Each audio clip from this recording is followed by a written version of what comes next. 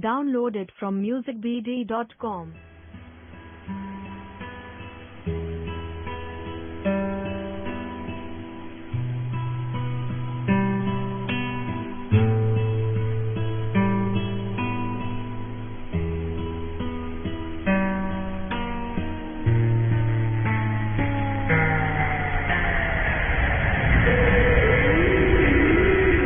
Midnight horror স্টেশনের সমস্ত গল্প শুনতে সাবস্ক্রাইব করুন আমাদের ইউটিউব চ্যানেলে। শুনতে থাকুন বৈশালী দাশগুপ্ত নন্দীর কাহিনী মারিচমারির জঙ্গলে।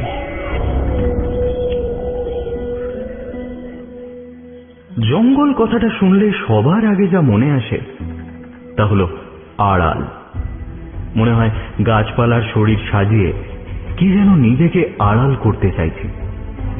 উঁচু গাছের ডালে মিশে কে যেন সতর্ক চেয়ে আছে ফাঁদ পেতে, কিংবা কোথাও চাপা দিয়ে রাখা আছে এক অজ্ঞাত ইতিহাস, এক ভগ্নপ্রায় মন্দির এবং কিছু অসমাপ্ত বাসনা। আজ যে জঙ্গলের গল্প বলবো তাতে কি চাপা দিয়ে রাখা আছে তার উত্তর গল্পের শেষেই পাবেন। আপাতত কেবল বলে রাখি, মারিচমারির জঙ্গল আছে আপনার অপেক্ষায়। সেখানে কান পাতলেই শুনতে পাবেন কিছু অদ্ভুত শব্দ। কে আছে অপেক্ষায়? শুনতে থাকুন বৈশালী দাশগুপ্ত নন্দীর কাহিনী মারিচমারির জঙ্গলে।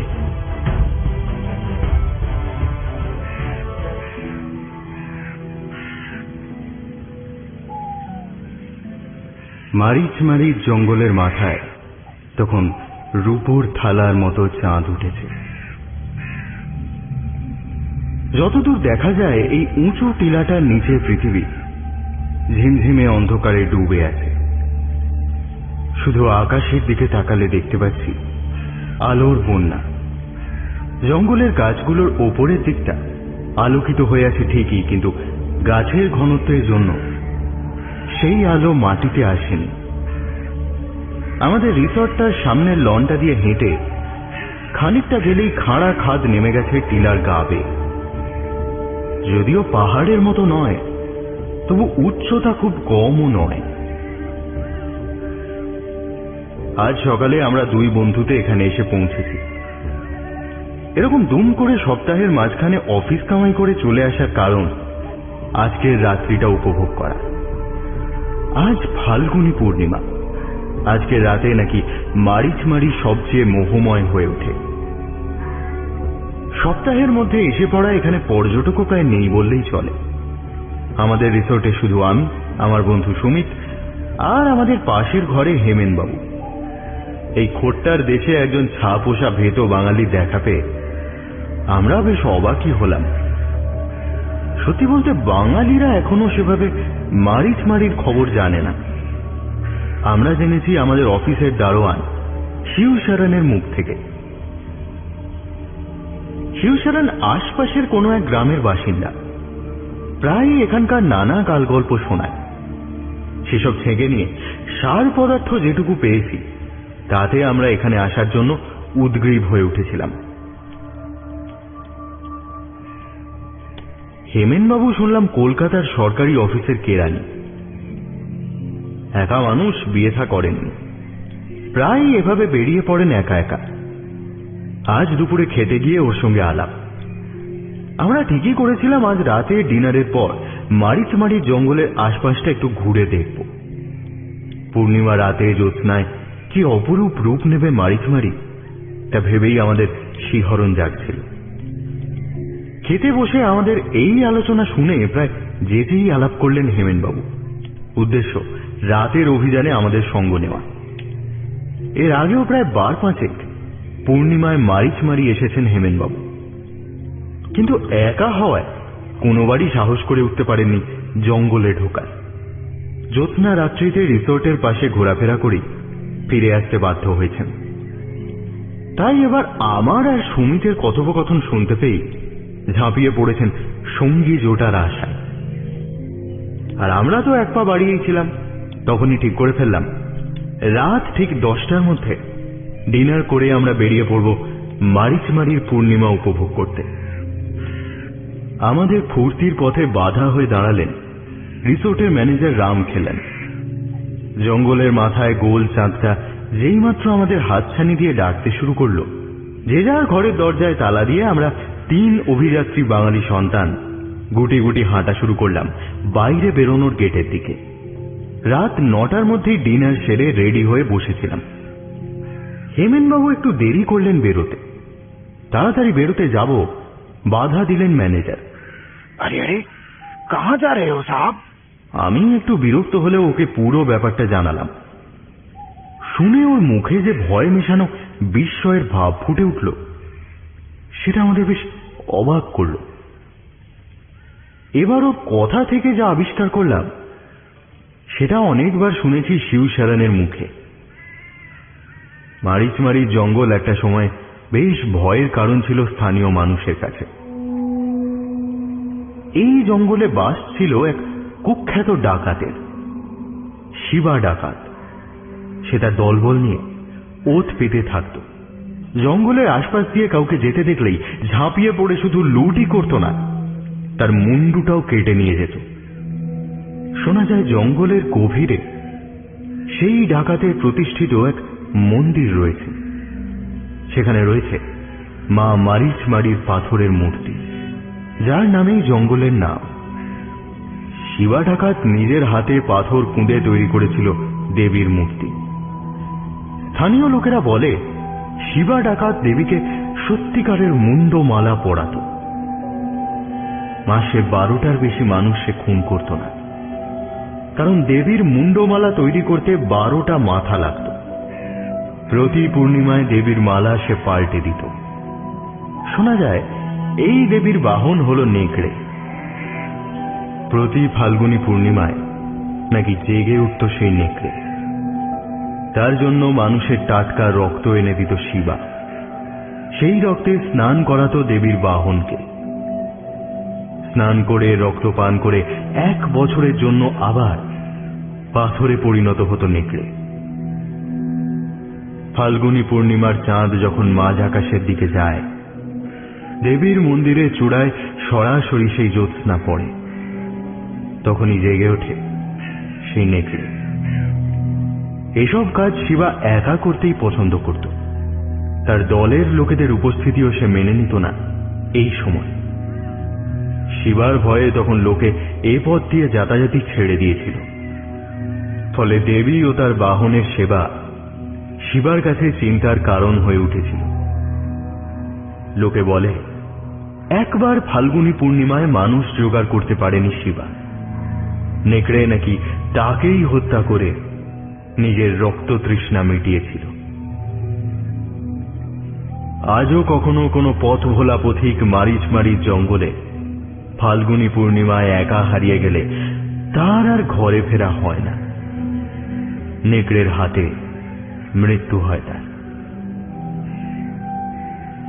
অথচ সারা বছর এই জঙ্গলে নেকড়ে কেন, শেয়াল অব্দি সেভাবে দেখা যায় না।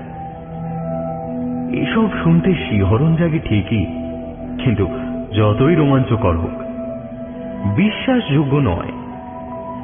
আমি ম্যানেজারের কথা শুনে তাকে বোঝানোর চেষ্টা করছি। হেমেনবাবু আমার পাশে দাঁড়ানো। হঠাৎ সুমিতের হেঁড়ে গলার গান ভেসে আসতে হাঁ করে দেখলাম ম্যানেজারকে সম্পূর্ণ অগ্রাহ্য করে ও কখন যেন হেঁটে চলেছে সামনের দিকে। আর দূর থেকে শোনা যাচ্ছে কেন যেন বেদম হাসি পেয়ে গেল। মুখটা আড়াল করে শুধু বললাম, আমরা বেশি দূর যাব না, এই একটু কাছেই। এরপর ম্যানেজার আর বাধা দেওয়ার চেষ্টা করেননি। শুধু আমার মুখের দিকে কয়েক সেকেন্ড তাকিয়ে বয়স্ক লোকটি বললেন, अपना ख्याल रखना बेटा। বলে নিজের গলা থেকে একটা লাল কারে বাঁধা তাবিজ পরিয়ে দিলেন আমার গলায়। অজানা অচেনা মানুষটার জন্য এক ধরনের মায়া হলো মনে।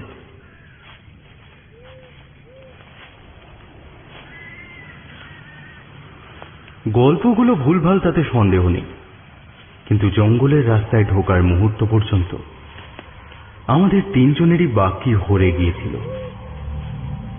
পরিবেশের অবদান নিঃসন্দেহে।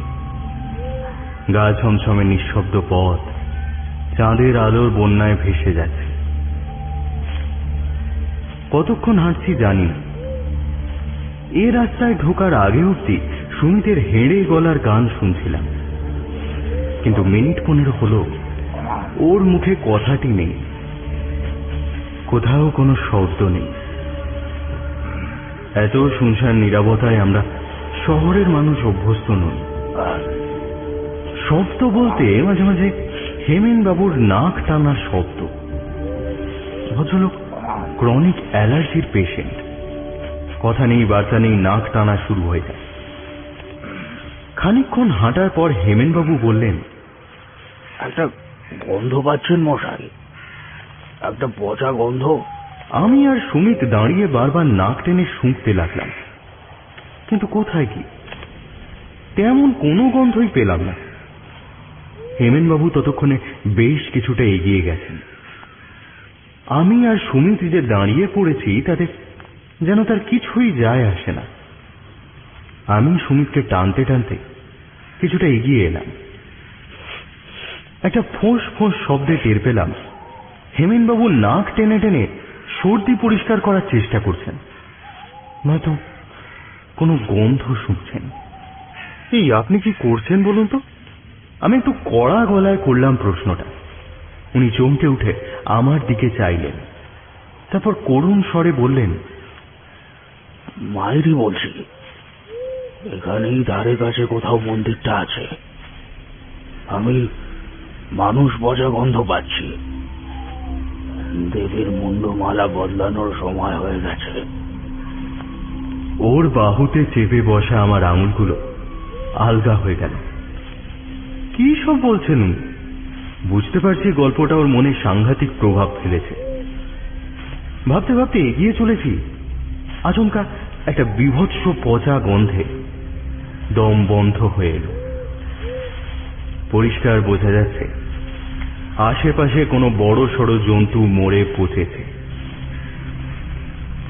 বড় সড়ো কথাটা মাথায় আসতেই কেমন গুটিয়ে গেলাম। তাহলে কি হেমেনবাবুর কথাই ঠিক? মানুষ পচা গন্ধ। মুহূর্তের মধ্যে মন থেকে সরিয়ে ফেললাম চিন্তাটা।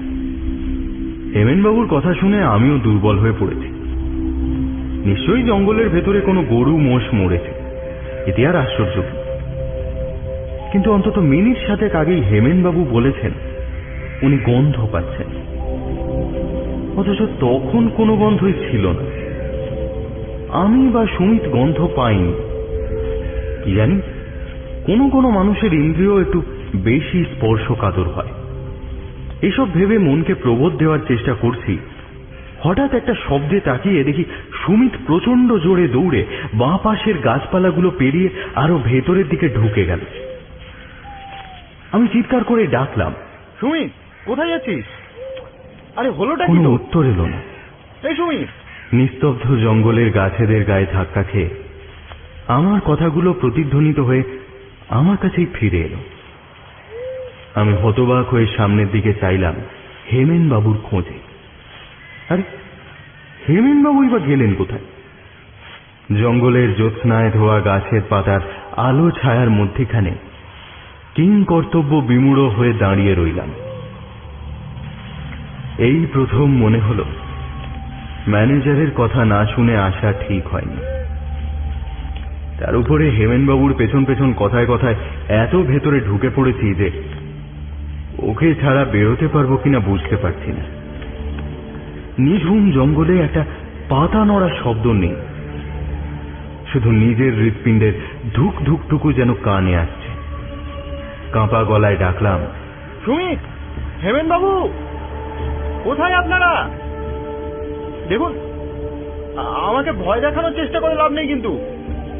শুকনো গলায় একটু হাসার চেষ্টা করলাম, কিন্তু হাসিটা ফুটল না। ওপাশ থেকে কোনো প্রত্যুত্তরও এলো না। বারবার মনে হচ্ছিল এই বুঝি সুমিত হাসতে হাসতে বেরিয়ে এলো ঝোপের আড়াল থেকে, কিন্তু না। এইভাবে আরো বেশ কিছুক্ষণ কাটল। এবার এখান থেকে ফেরার উদ্যোগ নিতে হবে। হাত ঘড়ির দিকে তাকিয়ে দেখি রাত 12:05 বেজে বন্ধ হয়ে গেছে। সেকেন্ডের কাঁটাটা স্থির হয়ে আছে। এতক্ষণ ঘড়ির দিকে তাকাইনি, তাই এখন কটা বাজে সে সম্পর্কে কোনো ধারণা পাচ্ছি না। যেভাবেই হোক এখান থেকে বেরিয়ে রিসোর্টে খবর দিতে হবে। হেমেনবাবু আর সুমিতকে খোঁজার জন্য লোকজন নিয়ে আসা দরকার। কিন্তু রাস্তা খুঁজতে গিয়ে যদি পথ হারিয়ে ফেলি, যদিও শুনেছি এই জঙ্গলে তেমন হিংস্র জন্তুর ভয় নেই, তবু রাত বিরাতে জঙ্গলে হারিয়ে যাওয়াটা খুব একটা আনন্দের অনুভূতি বয়ে আনে না।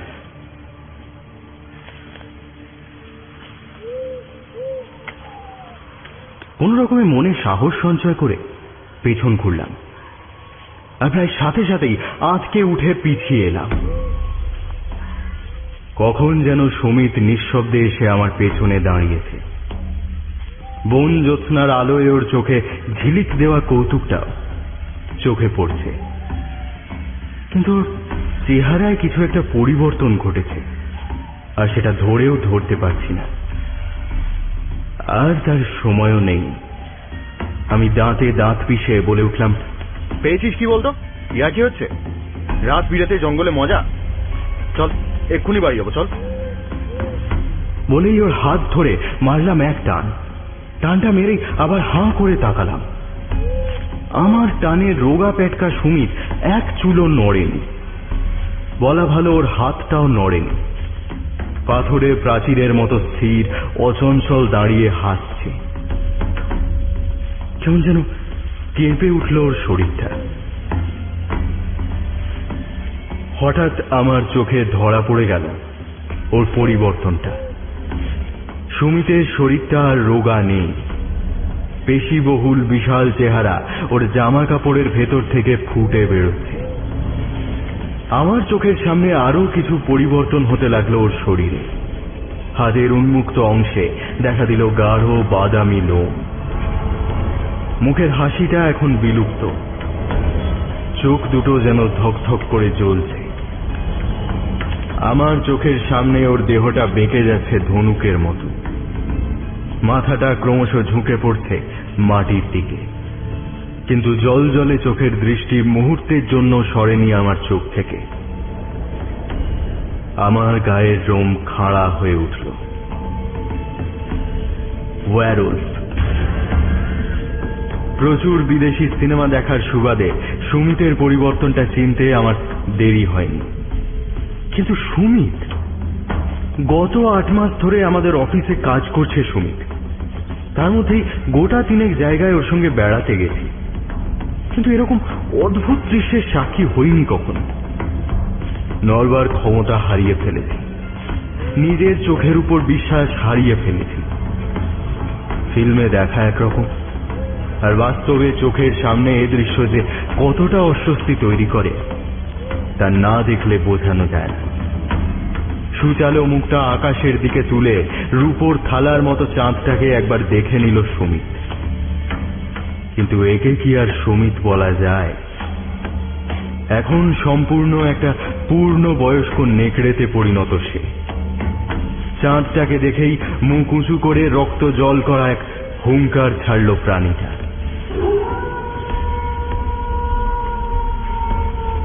হুঙ্কারের শব্দে হঠাৎ সম্বিত ফিরে এলো আমার। পালাতে হবে, এটা মাথায় আসতেই দিক বিদিক জ্ঞান শূন্যের মতো ছুট দিলাম। ছুটতে ছুটতে কোথায় চলেছি জানি না।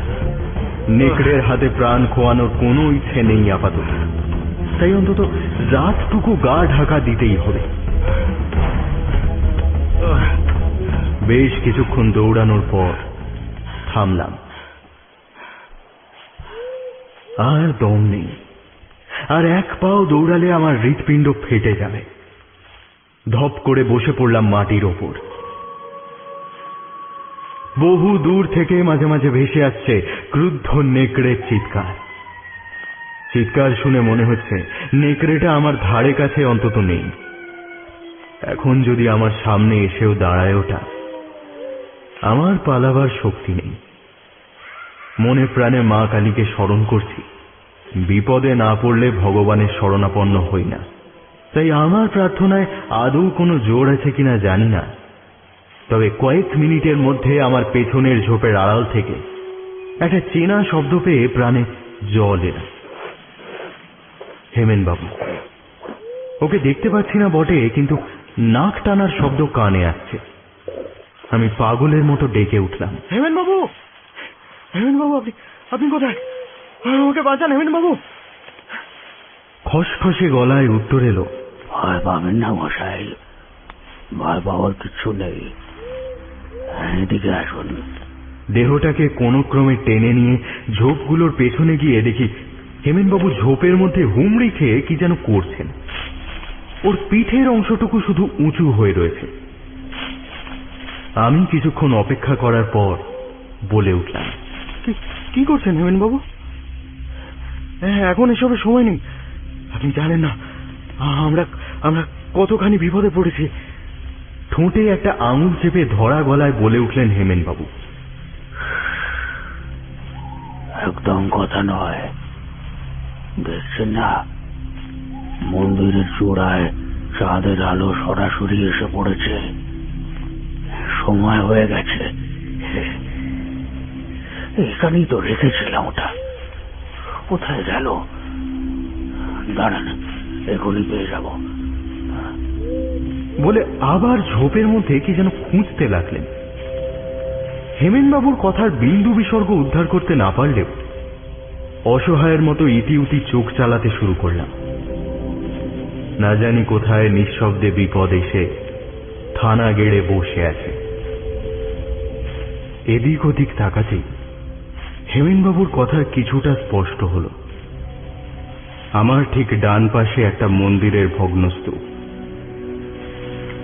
প্রায় পুরোটাই ভাঙাচোরা, কিন্তু ত্রিকোণাকার চূড়ার মাথায় একটা বিরাট ত্রিশূল সোজা উঠে গেছে আকাশের দিকে। এই মুহূর্তে চাঁদ ঠিক মন্দিরের উপরের আকাশে, এবং চাঁদ থেকে একটা অপার্থিব আলোর রশ্মি নেমে এসেছে ত্রিশূলের মাথায়। কোন ধাতু ব্যবহৃত হয়েছিল ত্রিশূল বানাতে জানি না, কিন্তু চাঁদের আলোয় এত বছর বাদেও ত্রিশূলটা ঝকঝক করছে। মনে পড়ে গেল শিবশরণ আর ম্যানেজার রাম খেলানের মুখে শোনা একই গল্প। এখন আর গল্প বলা যায় না, অন্তত নিজে চোখে দেখার পর। প্রতি ফাল্গুনী পূর্ণিমায় চাঁদ যখন মাঝ আকাশে ওঠে, তখনই জেগে ওঠে দেবী মারিচমারির বাহন নেকড়ে। আমি নিজে দেখেছি তাকে জাগতে, আমার বন্ধুর মধ্যে। সুমিতের কথা মনে পড়াতে একটু দুর্বল হয়ে পড়েছিলাম। আবার হেমেনবাবুর কথা মনে পড়তেই ঘুরে তাকালাম যেদিকে উনি ছিলেন। আবার চমকে উঠলাম। হেমেনবাবুর মুখ, পাঞ্জাবি, দুই হাত, ধুতি সব ধুলো মাটিতে মাখামাখি, আর হাতে একটা বিশাল খাঁড়া। খাঁড়াটা দেখে আমি প্রায় টলে পড়ে যাচ্ছিলাম। ওই বিশাল মাপের ভারী খাঁড়া উনি যে কি করে অমন অনায়াসে এক হাতে মাথার উপর তুলে দাঁড়িয়ে আছেন তা উনিই জানেন। অথচ ওকে দেখে মনেই হচ্ছে না কোনো কষ্ট হচ্ছে। হাসি মুখে এগিয়ে এলেন আমার দিকে। এই এটাই খুঁজছিলাম, আর কোনো ভয় নেই। আমি তখনও হাঁ করে চেয়ে আছি দেখে আবার বললেন, কিছু বুঝতে পারছেন না তো? পারার কথাও না। চলুন হাঁটতে হাঁটতে বলি। বলেই হাঁটা শুরু করলেন। আমিও উপায় না দেখে ওর পিছু নিলাম। খাঁড়াটা দেখে আমার মনেও একটু আশ্বাস জেগেছে। কিছু না হোক অন্তত আক্রমণ করলে যুঝতে পারবো নেকড়েটার সঙ্গে। কিন্তু খাঁড়াটা যে ওখানে ঝোপের নিচে মাটিতে পুঁতে রাখা ছিল, সেটা হেমেনবাবু জানলেন কি করে? হেমেনবাবু খাঁড়ার ভোঁতা দিকটা কাঁধের উপর রেখে দুলকি চালে হাঁটা শুরু করেছেন। দেখে মনে হচ্ছে উনি হাতের তালুর মতো চেনে নে জঙ্গলকে। আমি ওকে অনুসরণ করলাম। জানেন মশাই, এই আপনার বন্ধু সুমিত বাবু লোক সুবিধার না। উনি এর আগেও এসেছেন এখানে। লোকটা বলে কি? সুমিত তো নিজেই শিবশরণের কথা শুনে এত উৎসাহ দেখালো এখানে আসতে। একবারও তো মনে হলো না জায়গাটা ওর চেনা।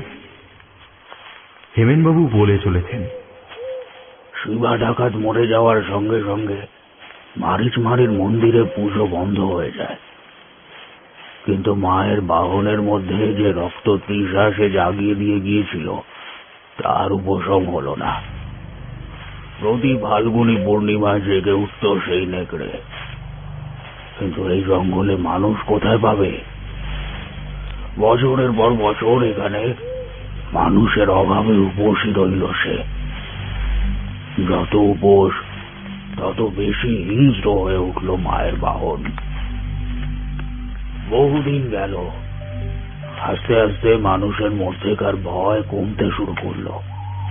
একজন দুজন করে আবার যাতায়াত শুরু করলো এই জঙ্গল থেকে।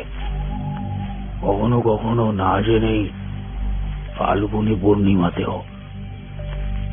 বহুকাল পর আবার পেট ও মন ভরল নেকড়ের, কিন্তু দু চারবার এমন হতেই আবার মানুষের মনে ভয় ঢুকে গেল। মুখে মুখে নানা রকম ভীতিপ্রদ কাহিনী প্রচার হলো।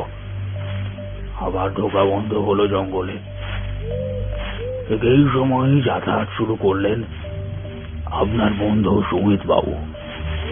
সব দেখে শুনে গেলেন।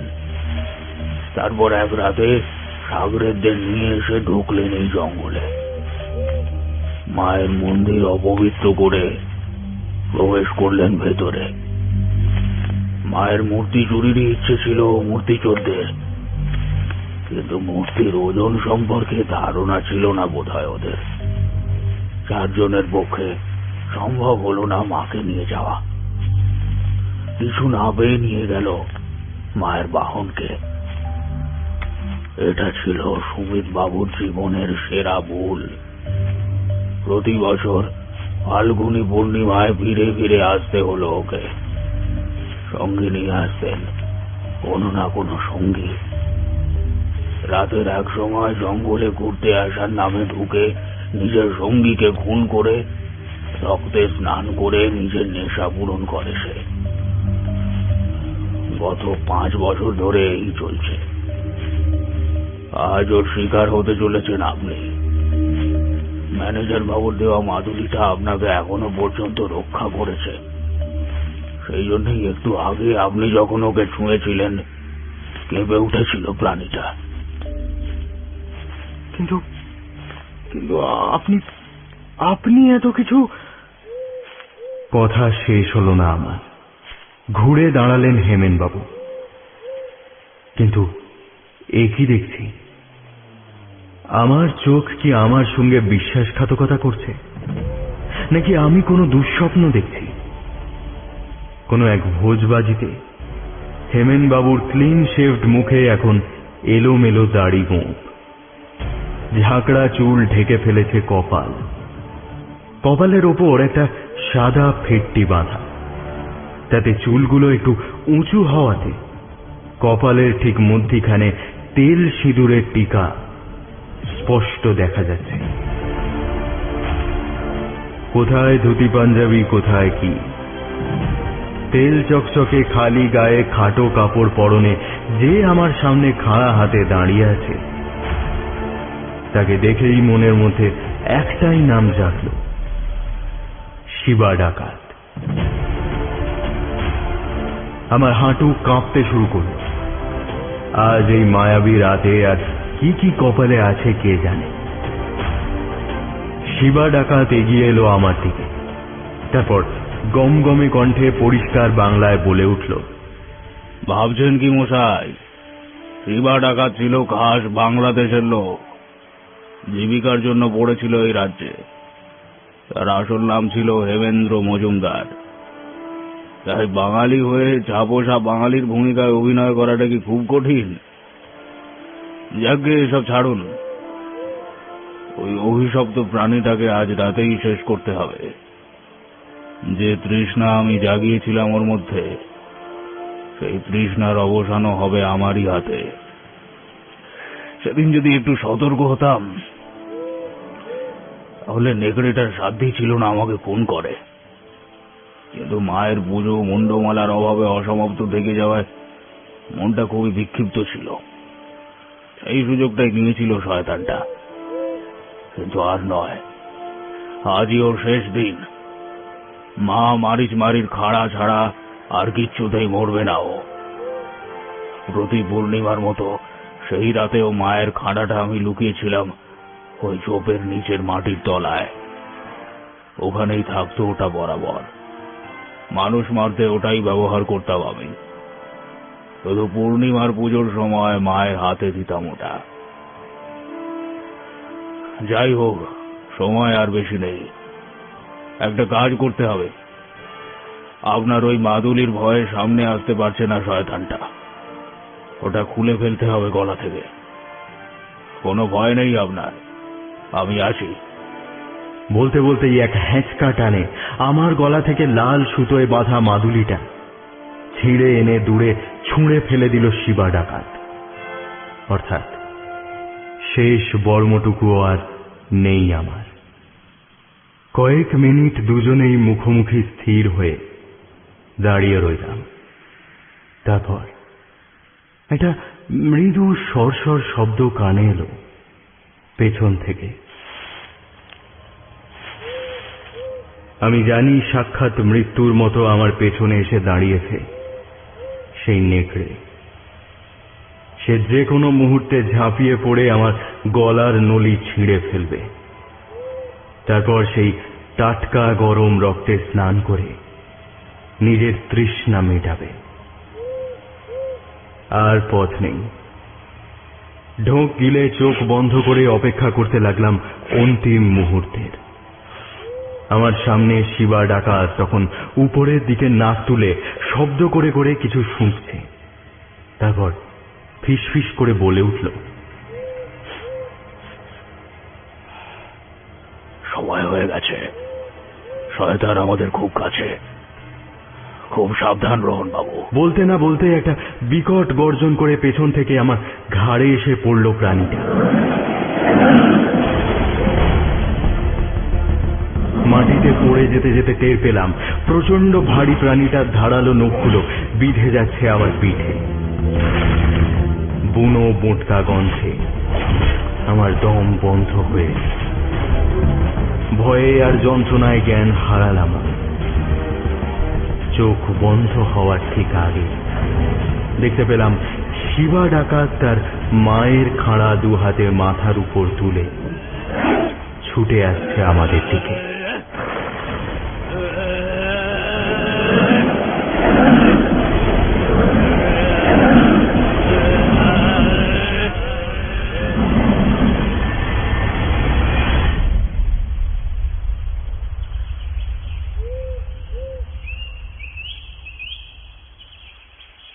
জ্ঞান ফেরার আশা নিয়ে জ্ঞান হারাইনি, তবু জ্ঞান ফিরল। তখন বেলা বেড়ে চারিদিকে প্রখর রোদ। আমি শুয়ে আছি রিসোর্টের লনের বেঞ্চে। আমার চারদিকে অন্তত জনা আটেক লোক। একটু সুস্থ হয়ে ম্যানেজারের কাছে জানলাম সুমিতের গলা কাটা দেহ পাওয়া গেছে জঙ্গলের মধ্যে, কিন্তু মাথার কোনো সন্ধান মেলেনি। আমি মনে মনে ভাবলাম, আমি জানি কোথায় সুমিতের মাথা। মা মারিচমারির মন্দিরে ঢুকলেই দেখা যাবে মায়ের গলায় মুন্ডমালা পরানো হয়েছে। কত বছর বাদে মায়ের উপাসক তার স্বাদ মিটিয়ে পুজো দিয়েছে। এই সত্য বাইরের পৃথিবীর জানার দরকার নেই। আমি নিজেকে একটু সামলে নিয়ে ম্যানেজার বাবুকে তার মাদুলির জন্য ধন্যবাদ দিলাম। তারপর জিজ্ঞেস করলাম, হেমেন বাবু কোথায়? ম্যানেজারের কপাল কুঁচকে উঠল। হেমেন বাবু? ये হেমেন বাবু কোন? আমি অবাক হয়ে বললাম, রে হেমেন বাবুকে চিনতে পারছেন না? আমাদের পাশের রুমেই তো উঠেছে। কাল তো আমাদের সঙ্গেই উনি বেরোলেন। ম্যানেজার বাবু আরো অবাক হয়ে বললেন, पर इस नाम की कोई बोर्डर तो हमारे रिसोर्ट में नहीं है साहब, और आपके बगल में कमरा तो खाली है। आप लोगों के अलावा यहाँ और कोई बोर्डर नहीं है। चाहे तो आप हमारे रजिस्टर देख सकते हैं। और कल तो आपके साथ सुमित बाबू ही थे, तीसरा और कोई तो नहीं था। আমার আর দেখার প্রয়োজন ছিল না। একটু সুস্থ হয়ে সেদিনই কলকাতায় ফিরেছিলাম, আর ওখানে নয়। কি জানি, হয়তো এবার থেকে প্রতি রাতেই দুই শক্তিশালী প্রতিদ্বন্দ্বী মেতে উঠবে রক্তের খেলায়। কিছু রহস্য থাকাই ভালো।